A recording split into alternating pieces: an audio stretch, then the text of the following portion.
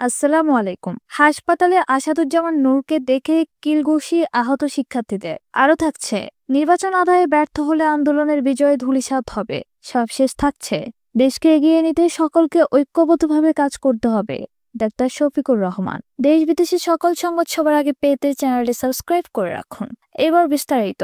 সাবেক মন্ত্রী আসাদুজ্জামান নূর এবং সাবেক প্রধানমন্ত্রী শেখ হাসিনার রাজনৈতিক উপদেষ্টা এস.টি. ইমামের ছেলে তানভীর ইমামকে মারধর করেছেন আহত শিক্ষার্থীরা।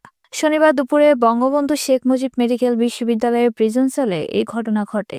জানা গেছে, বিএসএমএম ইউর প্রিজন সেলে চিকিৎসাধীন আসাদুজ্জামান নূর এবং তানভীর ইমাম থেরাপি নিতে যান। এই সময় তাদেরকে দেখে ক্ষিপ্ত হয়ে ওঠেন হাসপাতালে চিকিৎসাধীন আহত শিক্ষার্থীরা। মুহূর্তেই কয়েকজন শিক্ষার্থী গিয়ে তাদের এলোপাতাড়ি কিলঘুষি মারতে থাকেন। এই সময় শিক্ষার্থীরা সন্ত্রাসী ছাত্র হত্যাকারী বলে চিৎকার করতে থাকেন। পরে উপস্থিত আইনশৃঙ্খলা বাহিনীর সদস্যরা পরিস্থিতি নিয়ন্ত্রণে আনেন। বঙ্গবন্ধু শেখ মুজিব মেডিকেল বিশ্ববিদ্যালয়ের পরিচালক ব্রিগেডিয়ার জেনারেল মোহাম্মদ রেজাউর রহমান যুগান্তরকে তথ্য নিশ্চিত করেছেন। তিনি বলেন, আসাদুজ্জামান নূর ও এস.টি. ইমামের ছেলে তানভীর ইমাম এবং আহত শিক্ষার্থীরা একই হাসপাতালে চিকিৎসাধীন। একই সময় তারা দুজন ও আহত শিক্ষার্থীরা থেরাপি নিতে আসেন। একই সময় একই জায়গায় দেখা হয়ে যাওয়ায় একটা ইমোশনাল আউটবাস্ট বা বিস্ফোরণ হয়েছে। পরে পুলিশ ও কর্তব্যরত চিকিৎসক কর্মকর্তারা পরিস্থিতি নিয়ন্ত্রণে আনেন। তিনি বলেন, হঠাৎ করে ঘটনাটি ঘটে গেছে, তবে এই ধরনের ঘটনা আর যাতে না ঘটে সেজন্য আমরা কাজ করছি। চলে যাচ্ছি পরের সংবাদে। বিএনপি সহ আন্তর্জাতিক বিষয়ক সম্পাদক ব্যারিস্টার রুমিন ফারহানা বলেছেন, আমরা ঐক্যবদ্ধ থেকে নির্বাচন যদি আদায় করতে না পারি তাহলে আন্দোলনের বিজয় ধূলিসাৎ হয়ে যাবে।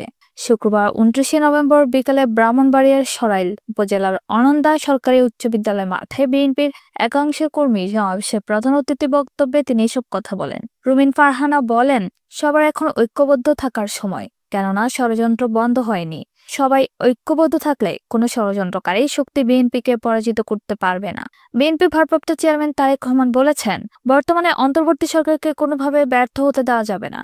তিনি বলেন, বিএনপি আশা করে এই সরকার গণমানুষের দাবির প্রতি লক্ষ্য রেখে দ্রুত একটি অবাধ, সুষ্ঠু এবং অংশগ্রহণমূলক নির্বাচনের আয়োজন করবে। বিএনপি তার কোনো ষড়যন্ত্র দেখতে চায় না, আরেকবার ফ্যাসিবাদের পদধ্বনি শুনতে চায় না। বিএনপি চায় না নির্বাচনকালীন সময় ব্যবহার করে আবারও কোনো দুষ্কৃতিকারী বাংলাদেশের মানুষের ঘাড়ে চেপে বসে। তিনি আরো বলেন, এমন কোনো দিন নেই বিএনপি নেতাকর্মীদের বাড়িতে পুলিশের তল্লাশি আর হয়রানি হয়নি। এমন কোনো দিন নেই, রাত নেই আমরা শান্তিতে ঘুমাতে পেরেছি। কিন্তু সকল জুলুমেরই শেষ আছে। আওয়ামী লীগ মনে করেছিল যতদিন তারা বেঁচে থাকবে ততদিন তারাই ক্ষমতায় থাকবে। দেশের মানুষ তাদেরকে জবাবদিহি দিয়েছে। মানুষের সমর্থন ও ভালোবাসা যদি থাকে তাহলে রাজনীতি করা যায়।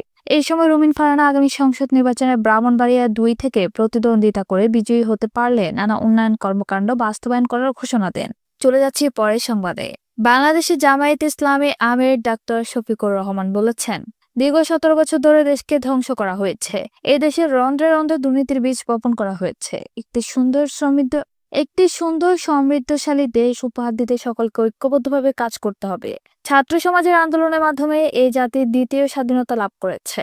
শুক্রবার 29 নভেম্বর রাত 10টায় সাতক্ষীরায় সার্কিট হাউসে চিকিৎসক, আইনজীবী, ব্যবসায়ী, ব্যাংকার, পত্রিকার সম্পাদক ও সাংবাদিক সহ বিভিন্ন পেশাজীবী সংগঠনের নেতৃবৃন্দের সাথে মতবিনিময়কালে তিনি এসব কথা বলেন। জামায়াতের আমির বলেন, দেশের মধ্যে সর্বাধিক শহীদের জেলা সাতক্ষীরা। এসব শহীদ পরিবারের খোঁজখবর নিতে সাতক্ষীরায় এসেছি। তাছাড়া সমগ্র দেশের মধ্যে সাতক্ষীরার একজন সংসদ সদস্যের বাড়ি বুলডোজার দিয়ে গুড়িয়ে দেওয়া হচ্ছিল। তিনি এই জনপদের সাবেক এমপি মাওলানা আব্দুল খালেক মণ্ডল।